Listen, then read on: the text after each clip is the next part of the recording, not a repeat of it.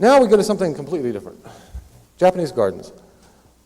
Now, Japanese gardens, I've just recently come to realize, are an incredible reservoir of design knowledge.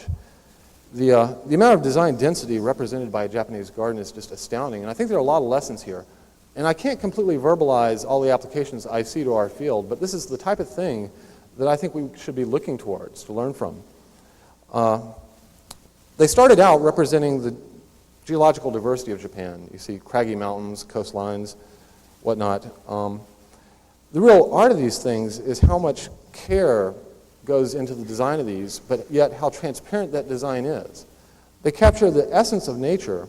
You know, it feels like you're in nature, but yet this is a highly designed artifact. The design submerges. It becomes totally transparent to you. In that sense, it's like a very good user interface. You know, the best user interfaces are the ones you spend the most time on, but then they become invisible to the user. You don't even think about them when you're using them. At first glance, these gardens would seem to be trying to model nature. And some of the early Japanese gardens were modeling nature. But over time, they started doing something a little more subtle. They were trying to model your response to nature. They were trying to evoke the same feelings you had when you were in nature without building an exact replica of nature. So in that sense, they were kind of like impressionistic paintings.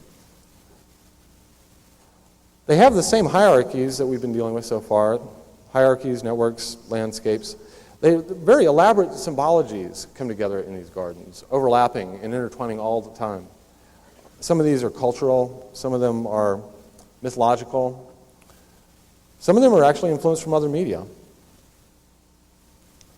A lot of them represent kind of the aspirations of man. And so if you learn how to read these gardens, it actually becomes a fairly interactive experience as you walk through and look at these symbols. Some of the most elaborate symbols come from the rocks. One of the older books on Japanese gardens lists 48 rock types, and they have really cool names like the Absolute Control Rock or the Never Aging Rock. They have other ones that are scenic, like the Hovering Mist Rock. And some of them are basically there for symbolic interpretation. Other ones are there for scenic impact, give you a certain feeling. Some of the older gardens were very literal. They would use these symbols to actually play, literal, very literal, in that they would play out poems or books in the garden. If you knew how to read the symbols, as you walk through it, you would actually see a famous play or a poem, read to you through these symbols in the garden. The newer ones became more sensory-based. They were back to trying to replicate the experience you have in nature through texture, through color, through sound. The things they do with space also, I think, have a lot of application. They're continually trying to make the space seem larger, even though these are designed in very small spaces. They do a lot of perceptual tricks. Frequently, the backside of the garden will be coming up faster on almost a curve that gives you the perception that it's receding into infinity. The paths are frequently built very crooked so that you actually walk slower, and it kind of warps your sense of time as you're walking through the garden. You feel like you've walked farther when you haven't. They also will design keeping different planes of design in mind. There's a horizontal plane, and most of the symbology for the aspects of mankind in our day-to-day life are in the horizontal plane. The things that are more aspirational, the more action-oriented things, are built in the vertical plane. They also design through another dimension, which is time. They design these gardens thinking about how it's going to be in each season. A lot of the gardens will plant specific things for each season so that every season something is in bloom.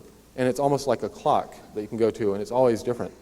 Now, this is the point where I started thinking, I've seen this before. And then all of a sudden it hit me. I was thinking Zelda and Mario 64. And a lot of Miyamoto's games, a lot of the elements I've seen in his games are so directly applicable to these gardens. And I don't think it's surprising at all, because I spent a week in Kyoto with him, where he lives, and we spent a lot of time walking through these gardens. So I can't help but think that a lot of the things that have gone into his games were inspired from these gardens. Don't these look like mushrooms?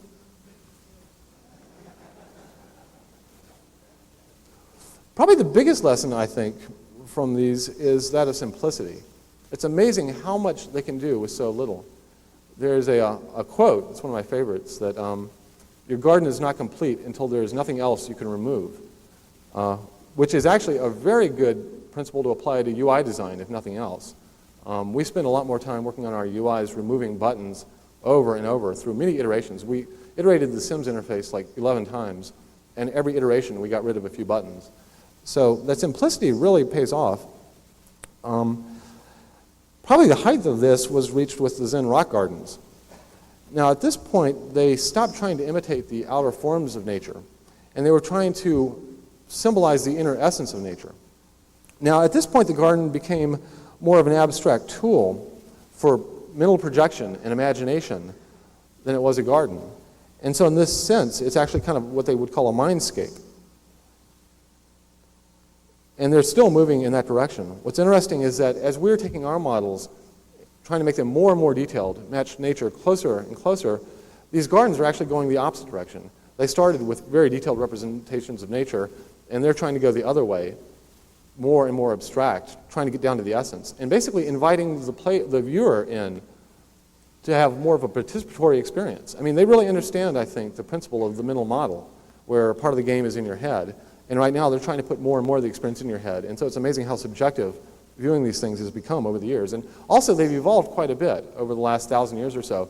They're always changing. And this is something that I would like to think our industry will be doing 500 years from now, that we will be around this long and be this open to change. And they've been pulling in inspirations from all over the place continually.